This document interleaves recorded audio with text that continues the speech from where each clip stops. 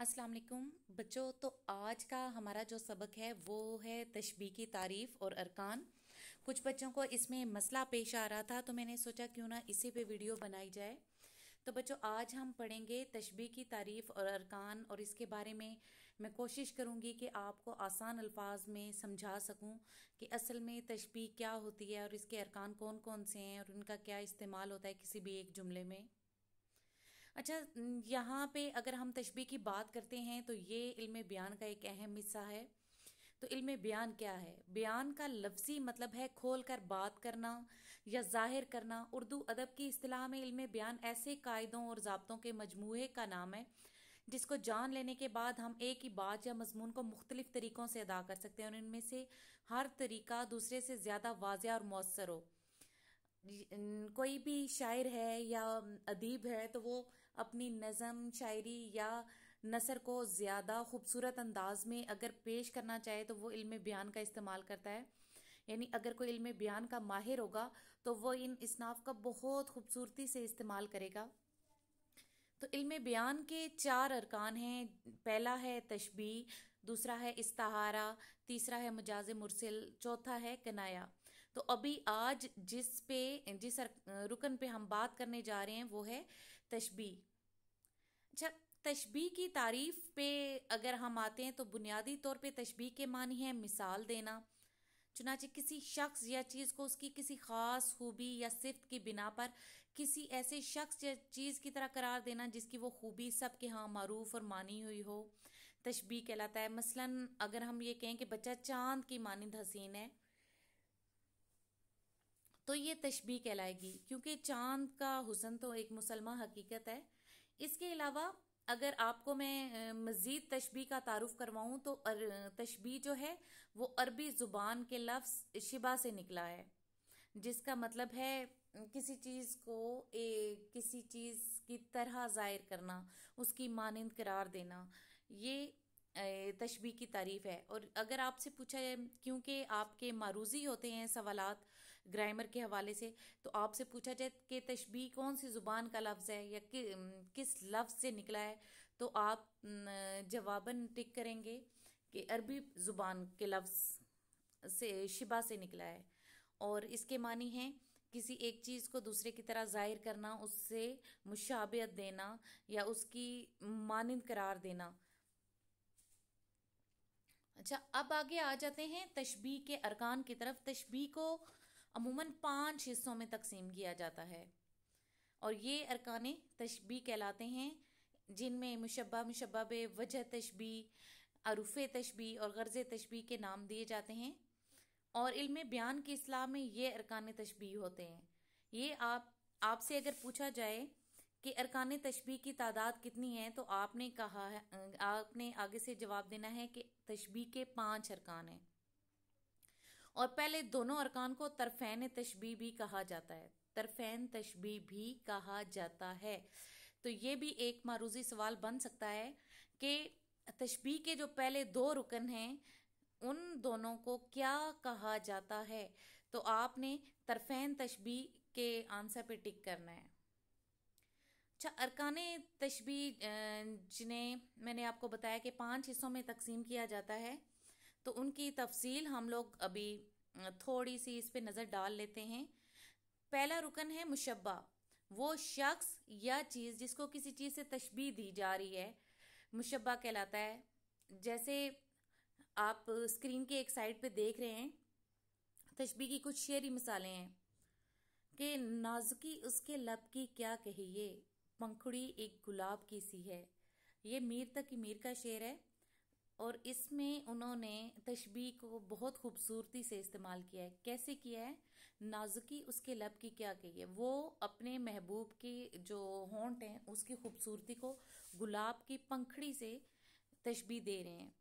तो जैसे आपको ये चीज़ें नज़र आ रही हैं ना शेरों में, शाम ही से बुझा सा रहता है, दिल है गोया चिराग मुफलिस का, ये भी मीर का शेर है। फूल हैं सहरा हैं या परियां कतार अंदर कतार, उदे उदे नीले नीले पीले पीले पैराहन, ये इकबाल का शेर है। तो जैसे मीर ने ऊपर वाले शेर में अपने दिल को चिरागे मुफलिस से तशबीह दी, यानी शाम ही से बुझा सा रहता है दिल गोया चिरागे मुफलिस का। वो अपने बुझे हुए दिल को, अपने मायूस दिल को एक गरीब आदमी के चिराग से तशबीह दे रहे हैं कि जिसके पास कोई सरो सामान नहीं है इतना कि वो चिराग तक जला सके। तो वो अपने दिल की मायूसी को उस गरीब आदमी के बेसरो सामानी से तशबीह दे रहे हैं।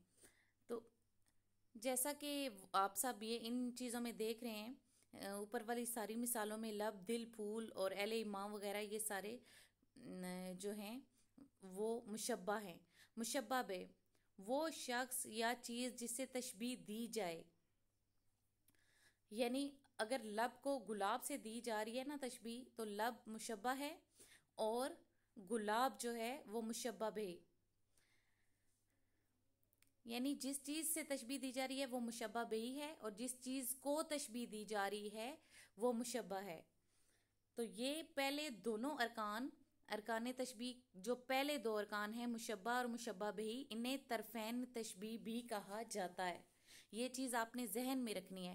पहले कौन से, आपसे पूछा जाए कि कौन से दो अरकान को तरफैन तशबीह कहा जाता है, तो आपने जवाब देना है कि मुशब्बा और मुशब्बा बेही को तरफैन तशबीह कहा जाता है। अच्छा, फिर एक सवाल ऐसे भी मारूजी इसका बन सकता है कि तशबीह के कौन से दो अरकान ऐसे हैं जिन्हें तरफैन तशबीह कहा जाता है, तो आपने उसका जवाब लिखना है तशबीह के पहले दो अरकान को तरफैन तशबीह कहा जाता है। इसके अलावा इसका एक और मारूजी सवाल बन सकता है कि तशबीह के जो पहले दो अरकान हैं उन्हें क्या नाम दिया जाता है, तो उसका भी जवाब यही है। क्योंकि जो SLO बेस्ड पेपर आ रहे हैं ना, उसमें एक ही सवाल को मुख्तलिफ तरीक़ों से घुमा के दिया जा सकता है, तो ये सारे सवालात आपके जहन में होने चाहिए ताकि जब पेपर आपके सामने आए तो आप लोग कंफ्यूज ना हो और ये सारी चीज़ें आपके जहन में हों। आप कोई भी सवाल कुछ भी तैयार करते हैं ना, तो उसे 2-3 तरीक़ों से देख लिया करें कि ये इसका ऐसे भी यही जवाब आएगा, अगर उसे दूसरे तरीके से बयान करें उसका भी ऐसे ही जवाब आएगा, तो आपको यकीनन आसानी होगी।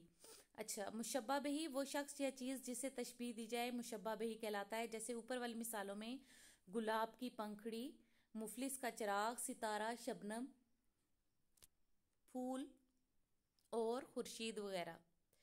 उम्मीद है यहाँ तक तो आपको समझ आ गया होगा। तो आगे चलते हैं मज़ीद अरकान की तरफ। अच्छा, वजह शुबा, अरकान तशबीह में तीसरा है वजह शुबा।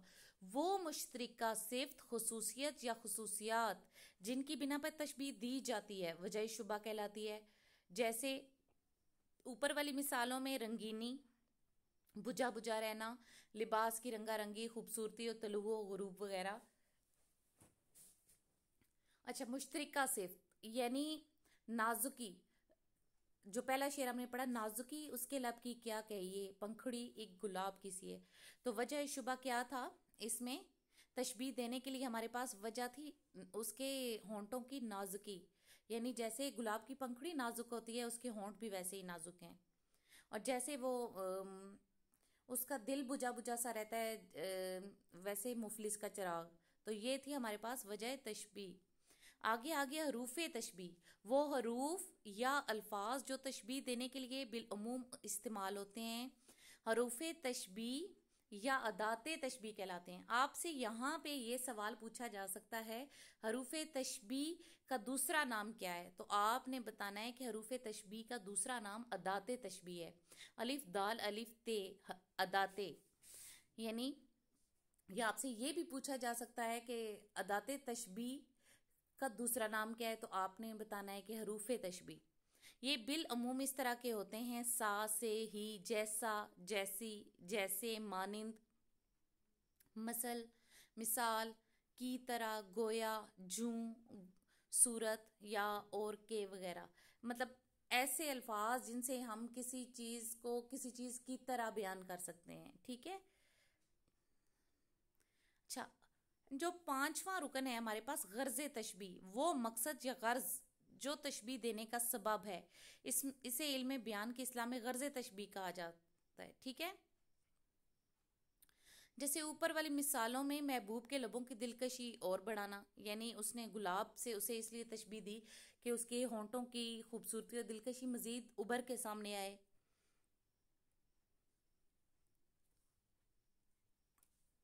दिल की वीरानी और बेकसी की मुनासिब नक्शाकशी, यानी उसने एक बुझे हुए चिराग से या गरीब के चिराग से इसलिए तशबीह दी कि उसके दिल की मायूसी और बेसरोसामानी जो है उसकी ज़िंदगी की, वो वाज़िया तौर पे उभर के सामने आए। सहरा के फूलों की रंगीनी, दिलकशी, तरतीब की बेहतर तस्वीर कशी, तो ये सारी चीज़ें जो हैं वो ज़िंदगी के निशेब फ़राज को पुरअसर अंदाज में बयान करने के लिए उन्होंने तशबीह दी, और ये थी गर्ज़े तशबीह। यानी अगर किसी भी आम सी बात को हम बहुत खूबसूरत अंदाज में अदबी इस्तिलाहात का इस्तेमाल करते हुए पेश करेंगे तो वो होगा गर्ज़े तशबीह। यानी वो वजह जो होगी ख़ास, वो मकसद या गर्ज़ है जो, यानी हम जो बात बयान करना चाह रहे हैं, जिस वजह से हम उस तशबीह का इस्तेमाल कर रहे हैं, जो हम चाहते हैं हमारा मकसद है, तो वो होगा हमारा गर्ज़ तशबीह। यानी उस तशबीह को देने की पीछे हमारी क्या गर्ज़ है।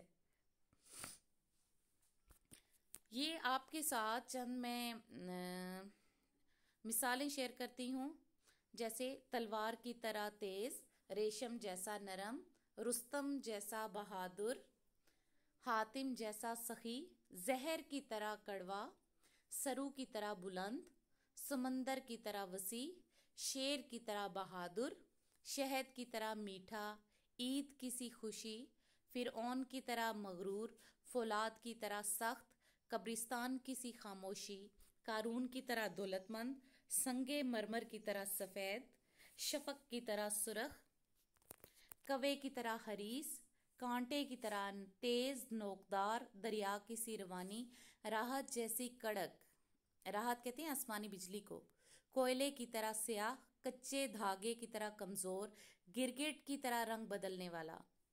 ये वाला तो जो है वो अक्सर आपकी अमली ज़िंदगी में इस्तेमाल भी होता है कि फ़लाँ तो गिरगिट की तरह रंग बदलता है। गधे की तरह बेवकूफ़, गाय की तरह सीधा सादा, गेंद की तरह गोल, लूमड़ी की तरह मक्कार, लीमू की तरह खट्टा, लोहे की तरह मजबूत, मौत की तरह अटल, मकड़ी के जाले की तरह कमज़ोर, मोम की तरह नरम, मक्खन की तरह मुलायम, नौशरवां जैसा आदिल, हवा की सी तेज़ी, हिरन की मानिंद तेज़ रफ्तार, हाथी जैसा डील डोल, आंधी की तरह तेज़ और तुंद। अच्छा, ये तो थी मिसालें। एक दफ़ा फिर रीकैप कर देती हूँ कि तशबीह अरबी ज़ुबान के लफ्ज़ शिबा से निकला है, जिसके मानी हैं किसी चीज़ को किसी चीज़ से मुशाबा, यानी उससे मिलता जुलता करार देना, उससे उसकी निस्बत ज़ाहिर करना, या उसकी उससे मिलता जुलता ज़ाहिर करने के लिए ये लफ्ज़ यूज़ होता है। और तशबीह के 5 अरकान हैं, और उन 5 अरकान में जो पहले 2 अरकान हैं वो तरफ़ैन तशबीह कहलाते हैं, और जो हरूफ तशबीह हैं उनका दूसरा नाम है अदात तशबीह। तो बच्चों, उम्मीद है आपको ये टॉपिक समझ आया होगा। अगला जो उन्वान है वो इस्तारा पे होगा, तो आप प्लीज़ वीडियो देखिएगा और लाइक कीजिएगा और शेयर कीजिएगा। अल्लाह हाफिज़।